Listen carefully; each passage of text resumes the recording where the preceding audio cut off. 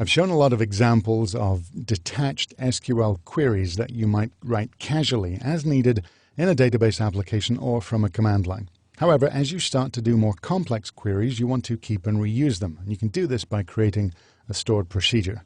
A stored procedure, sometimes called an SPROC, is nothing remarkable. It's a chunk of SQL that can be written, given a name, and stored directly in the database, kind of like creating a function or method in other programming languages. And then it can be executed multiple times.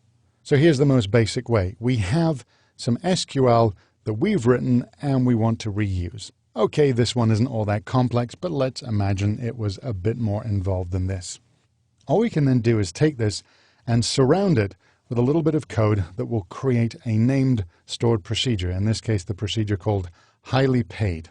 What we can then do a little later is call it using the keyword call and the name of the stored procedure. That's going to execute it and return the results as if we just typed the SQL out in full.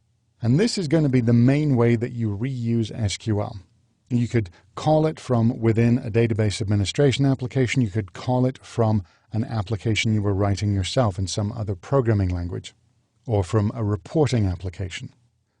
Now, it is another area where the actual creation of a stored procedure is a little different across the database management systems, although there are core similarities. A stored procedure needs a name.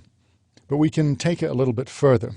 Let's say if you're writing slightly more complex where clauses, in this case selecting all the employees for a particular department and ordering them by last name and first name, you probably want to parameterize this in some way so you don't have to always return just the people from the sales department. We can create this as a stored procedure. I'll call it employees in debt. And then inside the parentheses here, I'm going to define a parameter.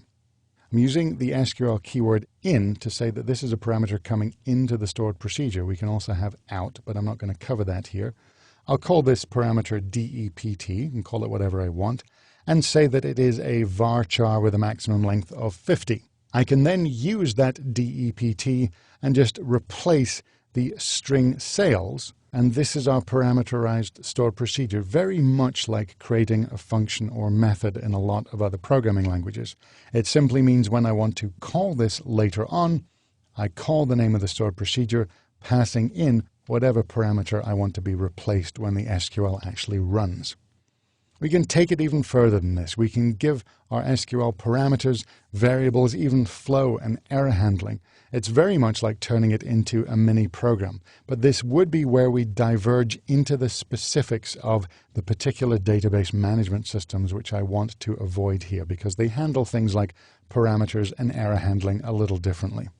But it is very common to require developers to write their SQL in a stored procedure. And I've worked in several organizations which didn't even allow developers to manually write SQL inserts, updates, and delete statements directly in their programs. They had to write them as stored procedures. And one of the benefits there is all the SQL is actually staying in the database and can then be controlled and hopefully optimized by the database administrator. And using a stored procedure is also a level of protection against something called an SQL injection attack. These were and still are common vectors of attack against websites. Now let's say you've got an order lookup page on your website. The customer sees something like this, a basic text box and a button. This could be a more substantial form, it could be a login form, it could be a sales form, but let's take something simple like this. And what you're imagining is that they will enter in their customer ID and hit the submit button. You're going to take that and in your web application code, whatever that is, PHP, C#, VB.NET, Java, you're going to take it and create a custom SQL string. Something like this. You're actually concatenating a few things together. So select star from orders where customer ID equals, and then you'll add the contents of this text box, and then add another little bit to finish off the last quote, and you'll then combine that into a string that'll look something like this and execute that SQL. All well and good, and you'll get results back for that customer. Here's the problem. What happens when the user who sees this page is malicious and they enter something like this? Looks a little strange. So X, quote, semicolon, what's going on? Well, really the important thing is in the middle here, the select star from users. What someone can do if they're malicious is they can wonder whether your website is liable or responsive to SQL injection attacks. If it is, that usually means that this is going to be constructed in some kind of concatenated string. So I'll put in this X with the quote after it to try and basically finish off that first, the standard, the built-in SQL command. So that becomes select star from orders where customer ID equals X with the quotes surrounding it. Then there's the semicolon to finish that statement.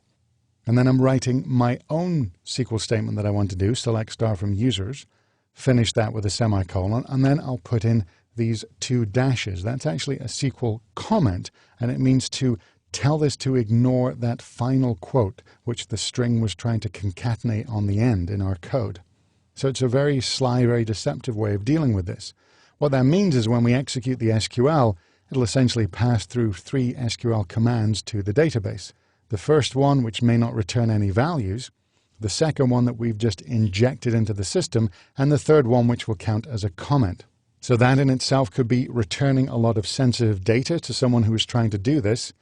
And the worst thing is, what if they did something like this? Very similar format, except they're doing something really malicious. And if your SQL is executed with high permissions, what's basically going to happen is they will pass through the DDL command to drop the table of orders, and you've just lost an entire part of your database. Now, it's true you might not have a table called orders, or in the early example, a table called users. But if someone's first attempt generates an error message which is passed back to the user, they can often figure out that they can at least get SQL injection to work, and they can just keep trying statements until they get something they find interesting. Allowing SQL injection can allow someone to log into your system as someone else, even administrator, without knowing a username or password. Now, it is true that these days most web application software platforms have precautions against this that guard against injection attacks, but they are still a potential issue. And one way around them is to use stored procedures with parameters rather than constructing your own strings, as stored procedures inherently don't have this level of flexibility in what's passed into them. You can't dynamically break a stored procedure apart into several statements.